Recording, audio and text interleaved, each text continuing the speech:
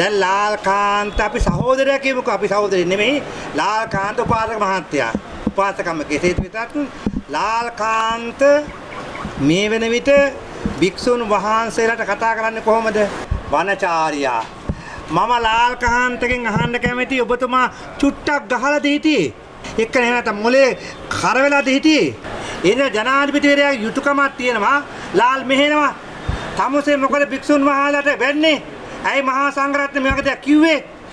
ගිහිලා සමාව කණේ කියලා ජනාධිපතිතුමාටත් මේ වගේ දෙයක් මුන්ට අවවාදයක් දෙන්න ශක්තියක් නැහැ. මොකද ජනාධිපතිතුමා බය ඉන්නේ මුන් ටික කඩාගෙන කොහෙට හරි ගියොත් එimhe මගේ බලය කොහෙට යයිද කියලා. හැබැයි මතක තියාගන්න ජාතික ජන බලවේගය වැඩක් කරන්නට යම් කෙනෙක් හිටියත් මුන්ට කරන්න ශක්තිය දැනෙන හැම වෙලාවම අර සූත්‍ය කියන ගහ එක තමයි ගහගෙන මුන් ඉන්නේ.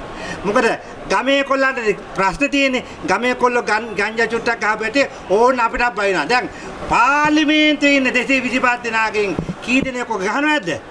ඔවා නොගහනවා නම් බුද්ධිය තියෙන්න එපයි.